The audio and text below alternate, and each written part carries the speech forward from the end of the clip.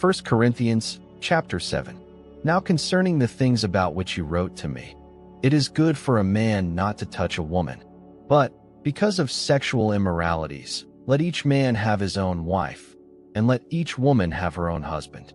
Let the husband give his wife the affection owed her, and likewise also the wife her husband.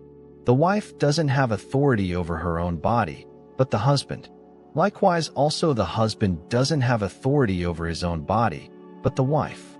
Don't deprive one another, unless it is by consent for a season, that you may give yourselves to fasting and prayer, and may be together again, that Satan doesn't tempt you because of your lack of self-control. But this I say by way of concession, not of commandment. Yet I wish that all men were like me. However, each man has his own gift from God, one of this kind, and another of that kind. But I say to the unmarried and to widows, it is good for them if they remain even as I am. But if they don't have self-control, let them marry. For it's better to marry than to burn. But to the married I command, not I, but the Lord, that the wife not leave her husband, but if she departs, let her remain unmarried, or else be reconciled to her husband, and that the husband not leave his wife. But to the rest I, not the Lord, say, if any brother has an unbelieving wife, and she is content to live with him, let him not leave her. The woman who has an unbelieving husband, and he is content to live with her, let her not leave her husband. For the unbelieving husband is sanctified in the wife, and the unbelieving wife is sanctified in the husband. Otherwise your children would be unclean, but now they are holy. Yet if the unbeliever departs, let there be separation. The brother or the sister is not under bondage in such cases, but God has called us in peace. For how do you know, wife, whether you will save your husband? Or how do you know, husband, whether you will save your wife?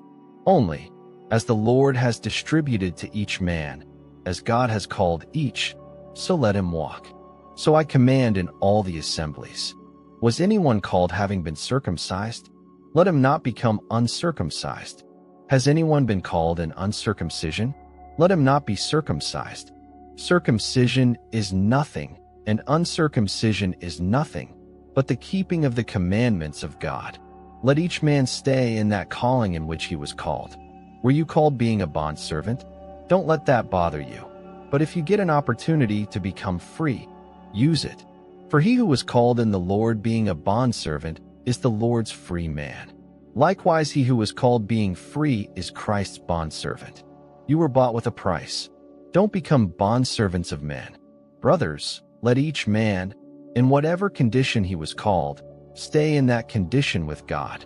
Now concerning virgins, I have no commandment from the Lord, but I give my judgment as one who has obtained mercy from the Lord to be trustworthy. Therefore I think that because of the distress that is on us, that it's good for a man to remain as he is. Are you bound to a wife? Don't seek to be freed. Are you free from a wife? Don't seek a wife. But if you marry, you have not sinned. If a virgin marries, she has not sinned. Yet such will have oppression in the flesh, and I want to spare you. But I say this, brothers, the time is short, that from now on, both those who have wives may be as though they had none, and those who weep, as though they didn't weep, and those who rejoice, as though they didn't rejoice, and those who buy, as though they didn't possess, and those who use the world, as not using it to the fullest. For the mode of this world passes away. But I desire to have you to be free from cares. He who is unmarried is concerned for the things of the Lord, how he may please the Lord. But he who is married is concerned about the things of the world, how he may please his wife. There is also a difference between a wife and a virgin. The unmarried woman cares about the things of the Lord, that she may be holy both in body and in spirit. But she who is married cares about the things of the world, how she may please her husband. This I say for your own profit, not that I may ensnare you, but for that which is appropriate, and that you may attend to the Lord without distraction. But if any man thinks that he is behaving inappropriately toward his virgin, if she is past the flower of her age, and if need so requires, let him do what he desires. he doesn't sin. Let them marry. But he who stands steadfast in his heart, having no urgency, but has power over his own will, and has determined in his own heart to keep his own virgin, does well. So then both he who gives his own virgin in marriage does well, and he who doesn't give her in marriage does better.